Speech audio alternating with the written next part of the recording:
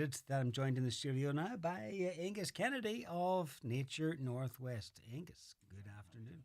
I'll get your microphone up there. Good to see you again. Thanks, Emil. Good to be here. And what a spell of weather. Isn't it brilliant? It's a wonderful time of year anyway. It's my favourite time. Everything growing and every day getting that little bit longer, and there's just so much energy about, and you can hear it in the birds and you can see it in the hedges. But this weather really caps it off. And we can see it everywhere we turn at the moment, and I want to chat about two of those things. First of all, the little white things that are blowing around every afternoon, and you just have to go out the door here and you're met by them. Or, I'll tell you what, just leave the car window down and the car will be full of them when you come back. And just tiny little white wee balls of fluff. What exactly are they? Yeah, they are willow seeds. Willow seeds. So the sally bush. The sally bush that grows in all the damp places and all the damp ditches. That bush that when you chop it down has all those thin little branches that can grow up to over 2 meters in 1 year. And willow is really, really good for nature. We have a good few different species of willow.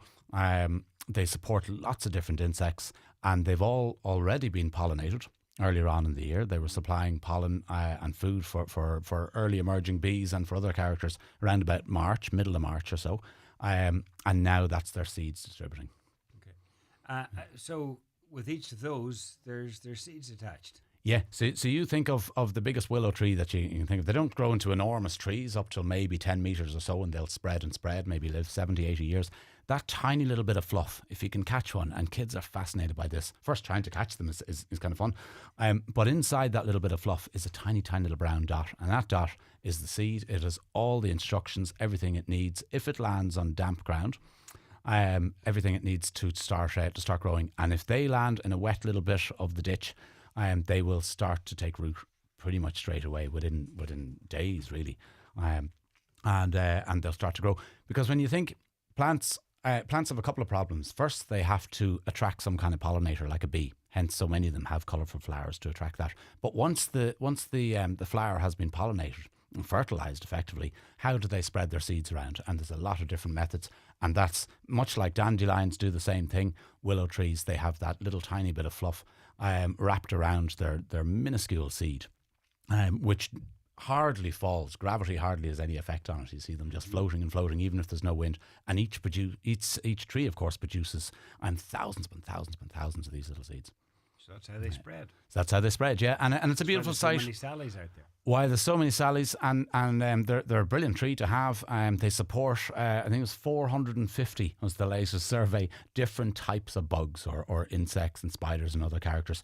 And of course, all those birds that you're hearing singing in your garden or singing from the hedgerows, they're eating up those little bugs, all those little tiny caterpillars and those other bugs. They need to feed their babies hundreds of times a day. And without willow trees, they just wouldn't be able to do that, or certainly nowhere near to the same effect. So seeing all of that, I love it, seeing that drift of little willow seeds. Only lasts for a few days. They'll soon be spread around the place, and in the next few weeks now, you'll see them starting to pop up in every little crevice in your garden. Yeah. Okay, well, speaking of attracting pollinators, what about hawthorns or the whitethorn at the moment? They are magnificent. I have never seen them looking as good. And it's only at this time of the year that you really, really notice how widespread they are, because they're in, ditches along the side of the road, through fields, and at the moment they look so majestic. Aren't they fantastic? Yeah, and you can just see them lined up, much like you could see the blackthorn last month popping out. It comes first, and now those flowers have gone, and the leaves have emerged, and now it's the maybush or whitethorn or hawthorn as we usually call it. It's its time. It just shows the work that a lot of our farmers are doing, and the hedgerows that are left. Because anywhere you drive in Donegal, or most places you drive in Donegal, there's lines and lines and lines of these dense white bushes, and all of those with their sharp little points, they're protecting a whole lot of birds. There's birds nesting in there. There's a huge amount of insects in there, and of course, every single flower is producing a little bit of pollen and a little bit of nectar for the bee and for the butterfly and the rest of them. And well, they're good for attracting bees and butterflies, but also good as a shield for other wildlife. Oh yeah, really important. So they're corridors, because our natural state of of nature in Ireland is woodland, and there's any bit of land that's been left for a while, you can see that all those willow seeds, those thousands of willow seeds, and the birch trees they produce thousands upon thousands of seeds as well, which will blow away later in the year. Those types of trees tend to colonise an area and take over an area. And all of, or so much of Donegal would turn back into a woodland if we let it. So a lot of our nature is adapted to woodland. So our robin and our blackbird, they're really woodland species. We think of them as garden species. But thanks to the hedgerows that we have, they're able to connect up to the little patches of woods, and they're able to connect up to the little wild patches. So those hedgerows are the lifelines. So it means that we can have a field which has a lot of fertilised grass, which is great for our cattle or for our sheep. But it's not going to hold a huge amount of nature in that grass. But if there's good dense hedgerows around the side, well, then the nature has a place too. Okay, so vital for nature, but also very handy for farmers because, especially in the past, they would have been just used as sort of natural barriers to keep livestock in. In place. Completely. Before the modern materials, that's exactly what it was for, and they were very important to be able to keep the livestock in. But also they provide shelter for the livestock and shelter from the heat at this time of year. And then when the inevitable rains do come back, what they've discovered is on a typical acre field, a field of 1 acre, if it has a good dense hedgerow all the way around the side, about half of the water is absorbed by that hedge or drains down into the ground. But if you remove that hedge on a typical 1 acre field and replace it with just, say, a metal fence or a wire fence, nearly all, 98% of that water will not be absorbed by the field, will wash down into the next field or the ditch or the stream and eventually flood. So not only do the hedgerows protect the nature, but they're also helping us by protecting us from flooding and from excess water. They're sometimes called the May tree. How long will they be blooming as they are at the moment? Another week or two. So get out there and enjoy them and have a look. And it's well worth having a really, really good, strong look. They've been used for all sorts of medicinal purposes in the past. And they say they're linked to heart medicines and lots of other different kind of things for respiratory illnesses and whatnot. They have a very unique smell. But just that sight, and to me it looks like clotted cream that's been poured over the hedges. Every few years we get a really good year, and they're really responding to the good weather we're getting now. And as long as they all get pollinated, as long as we have enough insects to visit them all, each one of those flowers will turn into a beautiful little berry. And inside that berry will be a couple of seeds, so the next generation. And of course, those berries in turn in autumn will feed the winter visiting birds, the thrushes and whatnot that come through. And often you see a whitethorn in the middle of a field standing on its own. There's a lot of superstitions attached to them. There's a huge amount of superstition. Sometimes known as the fairy tree. Yeah, absolutely. And it was believed that the fairies, still is in some quarters, that the fairies will live in and around about the hawthorn, so you can't touch them. And funnily enough, some of those older beliefs might well have protected things in the past. And they still do. There's still a lot of landowners and folk about will be aware of those and will respect those kind of rules with them. But also, of course, that couple of hawthorn that's maybe on a stony bit of the field is a little sheltered place for the animals, be it the farm animals or be it the wild animals. And they're a thing of beauty and helping to drain the land all the time. And where did the superstitions come from? Is it partly to do with, the sort of tree that'll grow anywhere, so it would sort of grow without being set? That's part of it, and then it gives so much. So it's medicinal properties. The people used to eat the leaves when they were very, very fresh. You couldn't do that now; they're gone beyond. The berries themselves were made into a jelly. So I suppose it's something, and then of course protecting your livestock and whatnot. It's something that a lot of tradition would have built around because it's such an important tree. Much like the sallies, which would have been used as a raw material, or hazel used as a raw material as well. And oftentimes with those trees that are huge importance for people before plastics and our modern ways, they often then had a lot of folklore attached to them. Okay, let's talk a little bit about the swifts because they're here at the moment, and Ireland's very important for the swifts, and here in the northwest is very important because I think we have a high concentration of them. But they're a bird that's on the red list. So it's vital that we look out for them, and if we can do anything to help them, that we do, especially when it comes to nesting, because they come here to breed. Yeah, well, they do, yeah, and there's something we can all do to help them, which is a really important thing. The swifts are incredible birds. They're my favourite, I think, of all the birds, and because they do not land, and that I just can never fully get my head around there. Outside of nesting, and they nest up in tall buildings, under the eaves of tall buildings, or into swift nest boxes if they're available. But apart from that, they don't land. They don't land in a tree. They don't land on the ground. They don't land in a bush. So the birds you're seeing that are arriving in now, and I saw my very first swifts, it was over in Milford.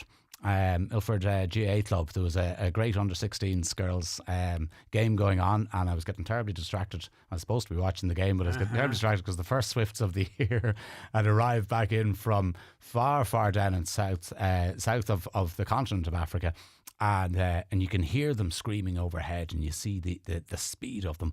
So they come all the way from southern Africa. All the way from south of the Sahara, where they spend their whole winter, they're somewhere down there, but our winter on the wing, not landing, but eating bugs. So they're relying on airborne bugs.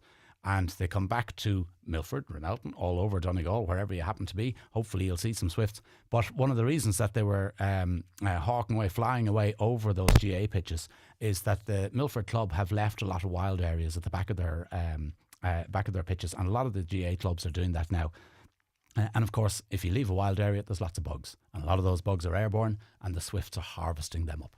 And they rely on that. And that's the thing we can all do to help. By literally providing a wild area, you're bringing more insects back, which would have been there in the past. And that's the reason those birds have come back here in the first place.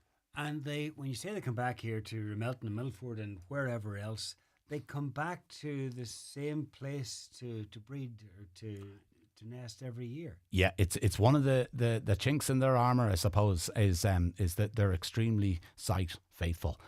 So last year I was involved, Ballyshannon Regeneration Group, and they wanted a swift survey, and they're going to be doing some great work helping the swifts. So we were looking at where the swifts are nesting and how many swifts are in the town of Ballyshannon. So they're all over Donegal, but in very small numbers, sadly, compared to what they used to be.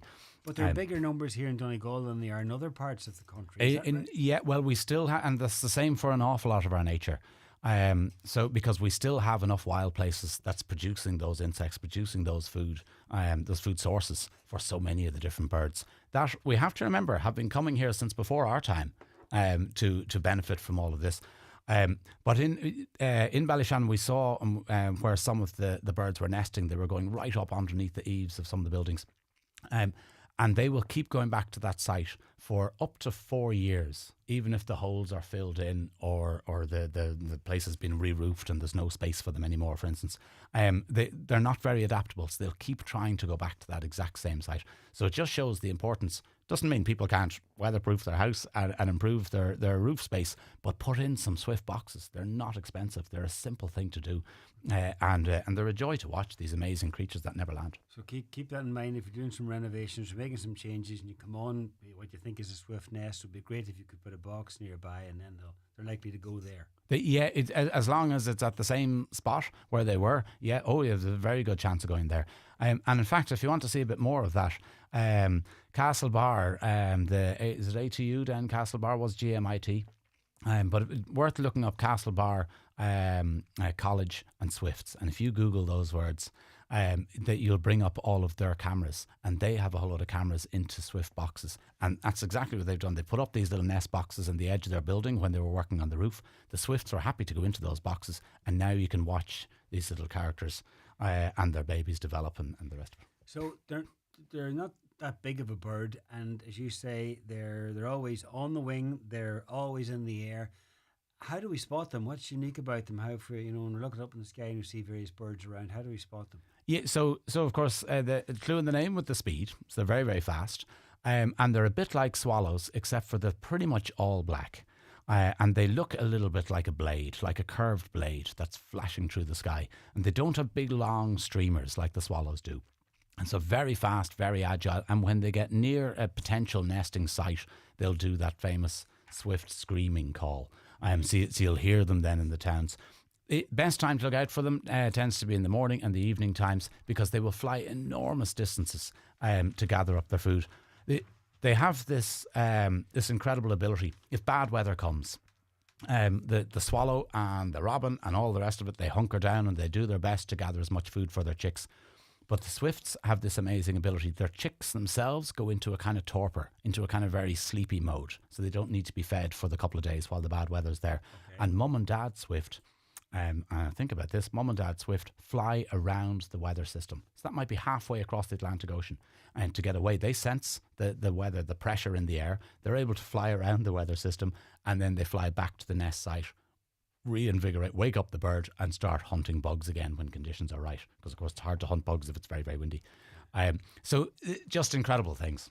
Okay, yeah, remarkable. Another bird, Texas says, I only hear the cuckoo in some areas. What's going on? Yeah, the cuckoo, and again, much like the swift, so many of these birds are in bother, and they're in bother because we are removing their habitats, or we're removing their food source while we're damaging their habitat in some kind of way. So the cuckoos, they come here to breed, of course, to lay their eggs into the meadow pipit's nest. And the meadow pipit, which is probably the most common bird of the bog and the most common bird of the sand dune, small little squeaky brown bird that goes cheep cheep cheep as you're walking along through the bog. So anyone that's familiar with the bog or the dunes will be familiar with meadow pipits. But they're also on the red list. And the cuckoo lays its egg into its nest, and the cuckoo then, while it's doing that, is feeding on caterpillars. And again, you need your long grasses. The poor old meadow pipit, not only is it on the red list, but it gets hoofed then out of its nest because the cuckoo come in. Well, not that it gets hoofed out. Does the cuckoo lay its eggs and then allow the meadow pipit to come in and keep them warm? And well, that's exactly it. So the cuckoos have these lines across the front of them, across their chest, which looks very like a bird of prey. So as it's flying, the ground nesting bird, like the meadow pipit, which is just down, it's created a perfect little circle, not much bigger than a golf ball, inside, as long as the grass is kept nice and long. It hasn't been overgrazed, or we haven't driven over it with our cars or quads or whatever. And as the cuckoo flies out, the birds think that's a sparrowhawk, and that flushes them out of their nest. They fly out of the nest. Very clever tactic. The cuckoo sees that, drops onto the nest. It's able to lay an egg within 3 seconds.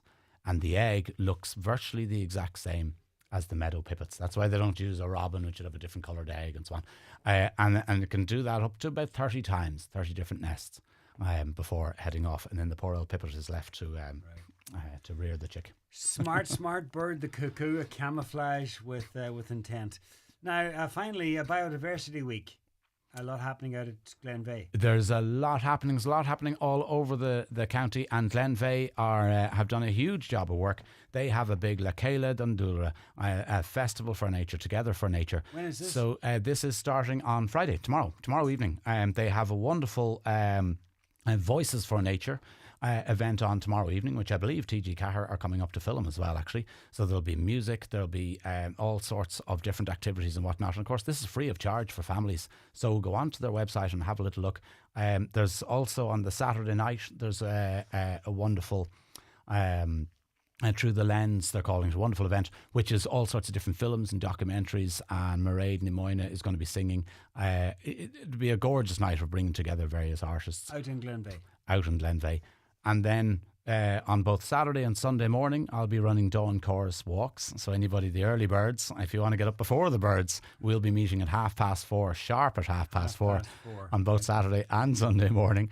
And we listen as the birds wake up one by one. We'll start identifying them and figuring out which bird is there and why. And that is finished with a lovely breakfast. The restaurant in Glenveigh down by the visitor centre, they've opened up the restaurant, and we're going to have a breakfast, a well-earned breakfast afterwards. You need it at that stage, having been up since 4:30.